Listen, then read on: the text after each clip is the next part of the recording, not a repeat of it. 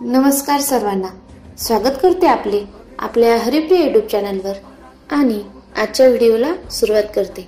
तर आजच्या व्हिडिओचा टॉपिक आहे नारायण नागबळीची पूजा करून आल्याच्या नंतर आपण कसे सांभाळावे, घरी आल्याच्या नंतर कोणत्या सेवा कराव्या तेव्हा ती आपली पूजा रुजू होईल, त्याचे आपल्याला चांगले फळ मिळेल। या अगोदर व्हिडिओला सुरुवात करण्याच्या अगोदर या चॅनलवर कोणी नवीन असेल तर सबस्क्राइब करायला विसरू नका। पितृदोष निवारणार्थ श्री क्षेत्र त्र्यंबकेश्वरी नारायण नागबळीची त्रिपिंडी हे सकाम श्राद्ध करावे। नारायण नागबळीहून आल्यानंतर किमान 1 वर्ष तरी परान्न वर्ज्य करावे। कोणाच्या घरचे जेवण आपण 1 वर्षाकरिता करू नये। विधीनंतर 7 महिन्यात 7 पारायणे श्री गुरुचरित्राची करावी।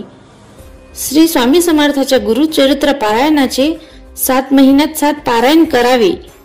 नैमित्तिक श्राद्ध विधी, पंचमहायज्ञ, हिरण्यदान, सूर्यमंत्र व 1 वेळा आदित्य हृदय करावे, कारण सूर्योपासना पितृदोषाचे निरसन करते।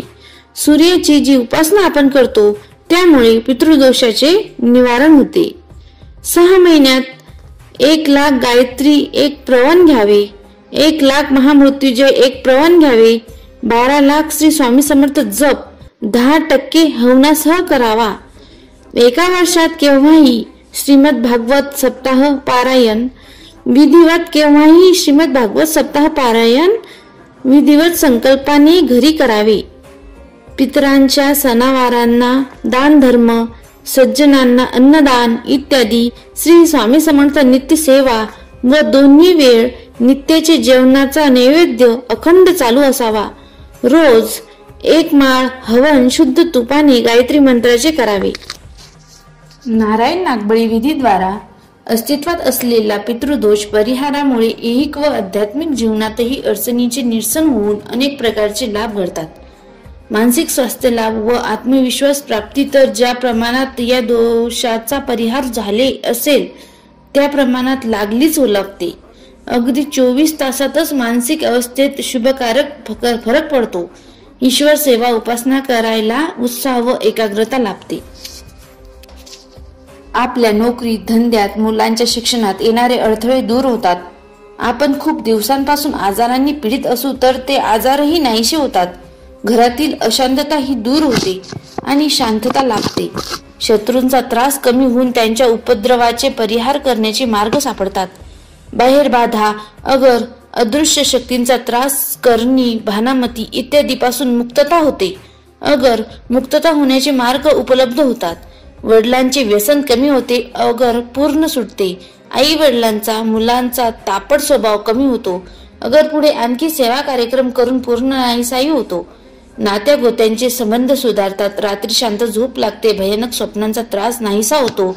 राहत्या घरी मानसिक शांतता लाभते, अकाल मृत्यू टळतात, आंतरजाती विवाह टळतात, मुले घरातून परगंदा होण्याचे प्रसंग टळतात, घरातील नास्तिक वातावरण बदलून आस्तिक वातावरण होते, कुटुंबातील संबंधित व्यक्तींची आत्महत्या प्रवृत्ती नाहीशी होते, मांसाहाराची ओढ नाहीशी होते, संसारातील पती पत्नीचे वादविवाद मतभेद एकदम कमी होतात, कुटुंबातील एकूण सामंजस्याचे वातावरण निर्माण होते, समाजातील स्थान सन्मानाचे राहते, घरात व घरावर असलेले प्रेतात्म्याची छाया दबाव नाहीसा होतो। ज्यांना पुत्र संतती नाही त्यांनाही ती होऊ शकते। गर्भपाताचे प्रसंग टळतात, मुलांचे आयुष्यमान व आरोग्य सुधारते व शिक्षणात प्रगती होते। वर्ष वाया जाण्याचे प्रसंग येत नाहीत। तेवढ्याच अभ्यासात 15% पर्यंत जास्त गुण शिल्लक पडू शकतात।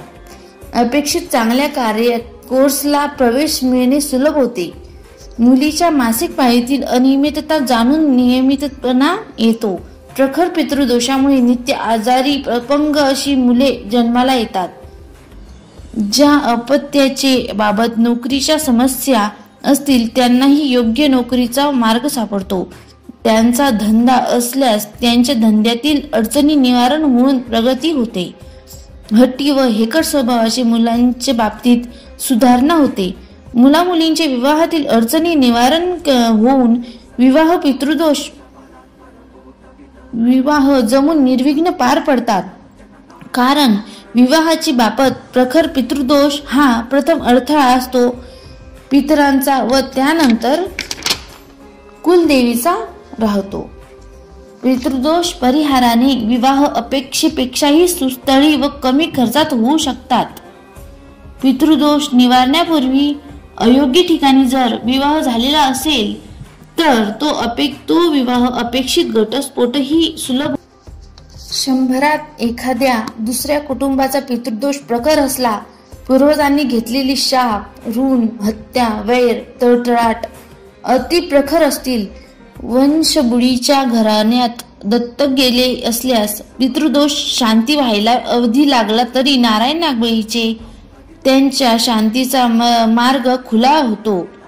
असा प्रखर पितृदोषाचा माणूस सहजासहजी नारायण नागबळी करण्यास तयार होत नाही. त्याला खूप प्रकारे समजावून सांगून विनवण्या कराव्या लागतात. त्यातून तो तयार झाला तर त्याला अनेक विघ्ने या विधीसाठी जाण्याच्या नियोजनात येतात. कारण त्याचे पितर खूप वर्षे नरकवास भोगून चिडलेले असतात. त्यांना त्यांच्या ठिकाणी प्रखर सुडाची व क्रोधाची भावना असते. नारायण नागबळी विधीनंतर त्या प्रेतात्म्यांना सद्गतीस जाते वेळी कर्त्यास आशीर्वाद देणे भाग असते. याबाबत तसे करण्यास त्यांच्या मनाची तयारी नसते. तेव्हा अशा माणसांना सर्व प्रकारे प्रयत्न करून या विधीसाठी तयार करून पाठविणे योग्य ठरते.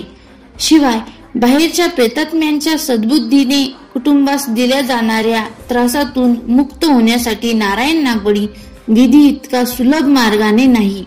नित्याच्या श्राद्ध विधीने वंशाबाहेरच्या त्रास देणाऱ्या प्रेतात्म्याची शांती करता येत नाही. शेवटी मानवी जन्म घेतल्यानंतर पितृऋण हे प्रत्येक जीवाला स्वतःचे मृत्यूपूर्वी फेडणे त्याचे नाद्य कर्तव्य ठरते. नाहीतर त्या जीवाचा मरणोत्तर परलोकही बिघडतो. पितरांच्या आशीर्वादाशिवाय खऱ्या अर्थाने ईश्वराची कृपा आशीर्वाद लाभूच शकत नाही. म्हणून नारायण नागबळी हा विधी 5 ते 7 वर्षातून एकदा तरी करावाच. या विधीनंतर शक्यतो श्री गुरुचरित्राचे 7 पारायणे तरी करावीच. या विधीने मृत पूर्वजांनी पुन्हा घेतला असता तरी तिथीपर्यंत नारायण नागबळीची परिणाम शुभक्रिया जातात. रोज स्नानानंतर प्रथम पितरांची उपासना, पितृस्तुती, बाह्य शांती सूक्त, पितृशांती सूक्त इत्यादी पठन हवन करूनच मग देवाची पूजा सुरू करावी. यामुळे घरात शांती निर्माण होऊन हाती घेतलेल्या कार्याची यश लाभते व सकल कुटुंबियांना मानसिक व शारीरिक स्वास्थ्य लाभते. श्री स्वामी समर्थ चरणार्पणमस्तु. अशा प्रकारे नारायण नागबळीची पूजा करून आल्याच्या नंतर आपल्याला फार चांगले फायदे, चांगले फळ बघायला मिळतात. आपला पितृदोष नाहीसा होतो आणि आपल्या कामातील सगळे अडथळे, नोकरीतील सगळे अडथळे, दुखणे सगळे दूर व्हायला लागतात. म्हणून तुम्ही सर्वांनी ही पूजा आवर्जून नाशिक त्र्यंबकेश्वर इथून करून यावी. धन्यवाद. आपण या व्हिडिओला लाईक करा, शेअर करा आणि सबस्क्राईब करायला विसरू नका. कमेंट बॉक्समध्ये श्री स्वामी समर्थ लिहायला विसरू नका. धन्यवाद.